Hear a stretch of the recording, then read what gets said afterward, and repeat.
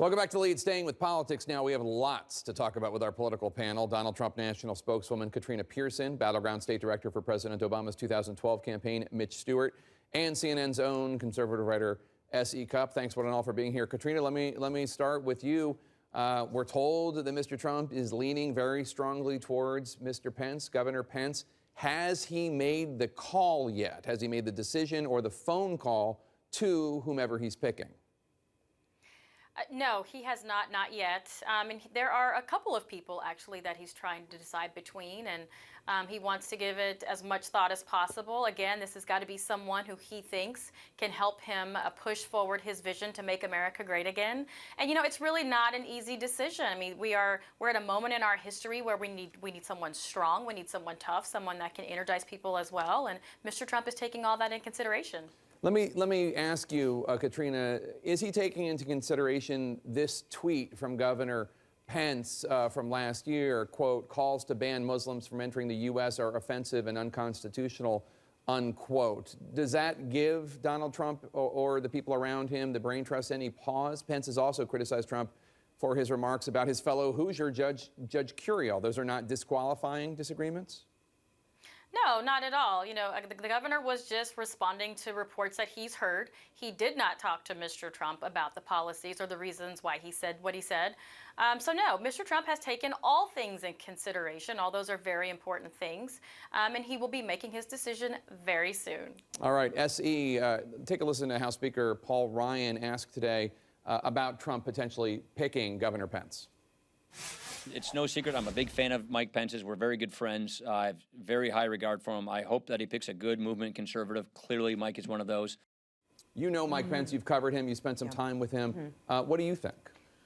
Well, Mike Pence, along with Chris Christie and Newt Gingrich, are experience picks. They are meant to reassure conservatives that it is safe to vote for Donald Trump. And that really kind of shows the weakness of Trump's position right now. If he were in a better position among conservatives, he could go with some kind of new voter Veep pick who could maybe help get to moderates and undecideds and independents, women, minorities, millennials. So I think that would be a better position to be in. He's not. So among those three, Mike Pence is certainly one of the most conservative, sober-minded, thoughtful, careful, compassionate, serious people that the Republican Party has. It's a good pick. If you're someone who is nervous, though, about Donald Trump's preparedness, I'm not sure the underticket is going to really do much to sway you. Does anyone believe that Donald Trump is going to let the vice president, move him in a different direction? I doubt it. So for conservatives like me, it's kind of like asking, would you marry a jerk just because his older brother was cool? No, Mike Pence does not make Donald Trump a more stable candidate in my estimation. It's an interesting metaphor. I've never heard that before. It's a scenario. We'll have to talk about some of your friends. Mitch, I wanted you to, let's take a look at a new national ad released today by the Clinton campaign showing young children watching Mr. Trump. You can tell them to go themselves. I could stand in the middle of Fifth Avenue and shoot somebody, and I wouldn't lose any voters, okay? It's like incredible. They seem to be pursuing a strategy very, very focused, and I know that there are positive Hillary ads, but the Clinton campaign and allies seem to be focusing specifically on making this election a referendum on Donald Trump. Yeah, and I think that's smart. And in fact, I think that ad was perfect, not only because of the messages that it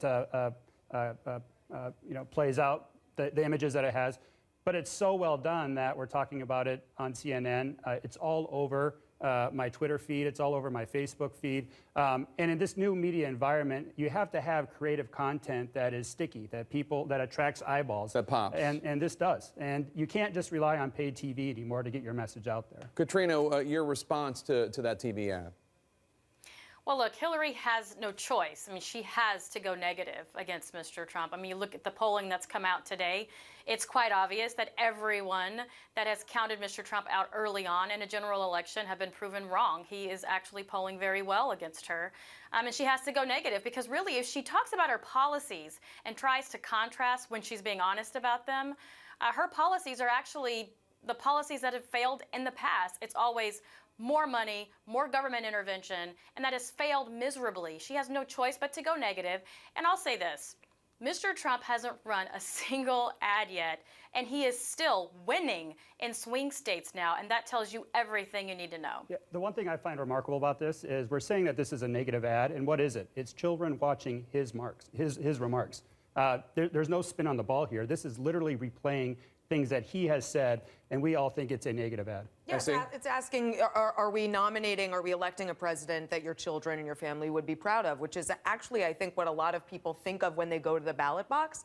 If he were smart politically, Donald Trump would come back and say, look, these are troubled times. Politics isn't kid stuff. Running the country and turning the country around is not for kids. So if you're worried about what your kids are going to think, close their eyes. Katrina? And you're right, Essie. No, Essie is absolutely right. That's exactly why when he does talk out into the crowd, he says, they complain about my tone. They complain about X, Y, or Z. But you know what? We don't have time for tone. It's a smart line. We are in a crisis. We are in a crisis right now. We don't have time for political correctness. We don't have time to sugarcoat the problems we're facing. And that's what Mr. Trump says over and over again, because he's absolutely right. Hillary Clinton can pull things out of context and create negative ads all day long. It doesn't change the fact that she is a well-known liar when it comes to policies and people dying under her watch. She's just got caught lying to Congress recently. You cannot hide that by creating more negative ads against your opponent. I think the reaction that people are experiencing is that we should be embarrassed by the Trump candidacy. And the reason why that is coming out right now is we're watching young children listen to the things that he is saying. And we know it's not American, it's not leadership, it's not who we are as a country. And that's why I think everyone feels that this is a negative ad. It's his words. There's no spin on it. It is an uncomfortable ad, though, I have to say, because you do think, oh boy, I don't know if any of these 3-year-olds or 4-year-olds should be listening to this. Right. I agree. Look, it's very smart of Trump to talk about tone and contrast, like, people getting beheaded and they're talking about my tone. That's smart. What's not smart is the policy proposals that follow. And that's what can also be, what I also think is embarrassing for a lot of Americans who care about the country, and the lessons that we're going to teach our kids about electing someone who looks back with nostalgia at things like Operation Wetback. That is embarrassing. Katrina? Well, this is not a child's game, first of all. These are very serious issues, and you have to talk about very serious issues in a way that gets the attention, and that's what Mr. Trump has been able to do. It's why he broke the record in primary turnout, because people hear him and they understand him because he understands them. So, having said that, with regard to the policies, you may not like the policies, but we should really be embarrassed that we as Americans have sacrificed ourselves at the expense of others, mainly so politicians can continue to obtain wealth and power at our own expense. Look at unemployment. Look at illegal immigration in this country. We have to get serious about this, and there is just no time for games. You're talking about somebody who is reportedly worth $10 billion and has filed bankruptcy multiple times. If there's a politician in this race who has gotten rich at all. Okay, the companies that he owns have filed bankruptcy multiple times. Your comments are directed at Donald Trump, not at any other politician in this race. All right, thank you so much, Katrina, Mitch, SC. Good stuff, appreciate it. Then.